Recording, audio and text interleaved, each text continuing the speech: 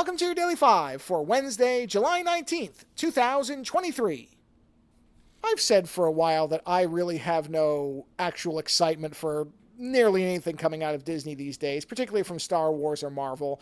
I don't watch much of, in fact, I don't remember what, the last Star Wars thing I watched would be Mandalorian Season 2. Oh, well, I guess technically Book of Boba Fett came after that. So that was the last Star Wars thing I really watched. Visions, I don't count. Visions is so much better, I don't even count it because it's almost an anomaly.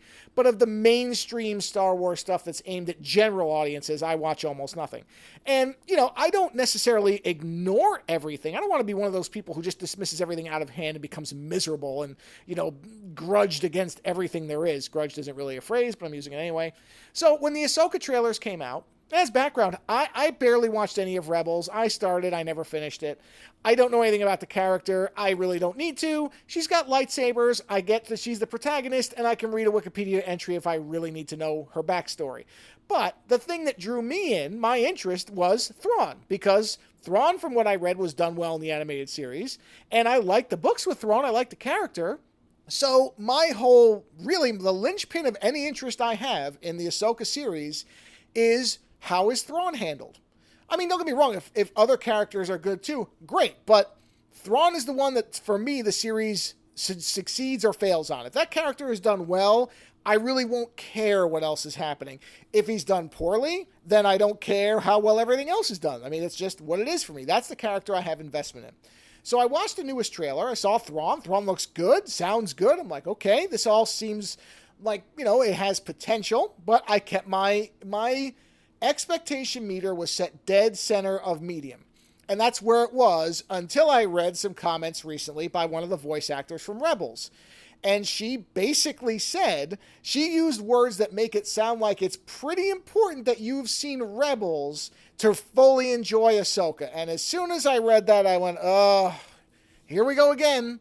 This lesson that was not learned from way back when the Matrix movies came out is now once again being demonstrated as a bad idea. The interconnected transmedia connectiveness, where if you haven't seen every single thing in orbit around the thing you're watching, you're going to miss out on something. Now, I don't know if those comments are overblown. Maybe it won't actually be all that crucial. Maybe it's just a marketing thing to get people to keep their Disney Plus subscriptions and binge something so that they can hold out until the new series comes out. I don't know.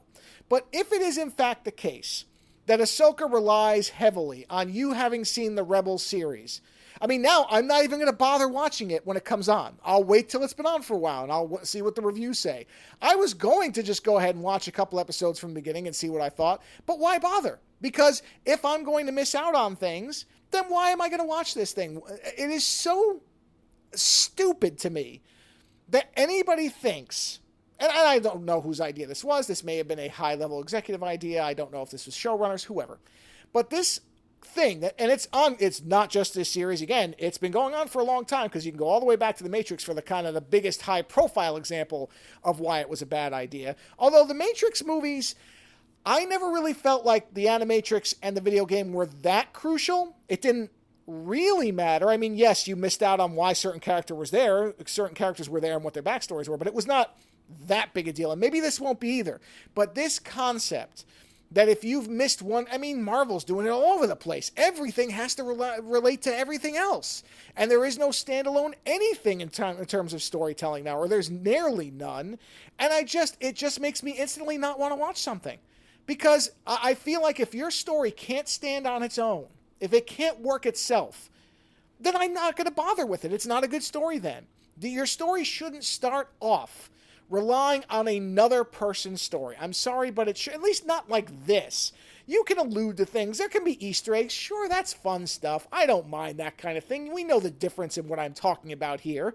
Yeah, there's one thing where you have a character walk in the background, you go, oh, I recognize that character, to another thing where if somebody shows up and you don't know who they are, you don't know why they are vitally important to this major episode in the series, and now I have to go and I have to look this up and stop the episode. No, forget it. It's so far past pointless for me to even engage with material like that. So I'll wait. I'll see what the reviews look like, and I'll see if this comment actually bears out. If it does, then I'm not going to bother watching this. But even as is, it just takes a already mediocre level of excitement and drops it further, which I doubt is what they wanted. Later.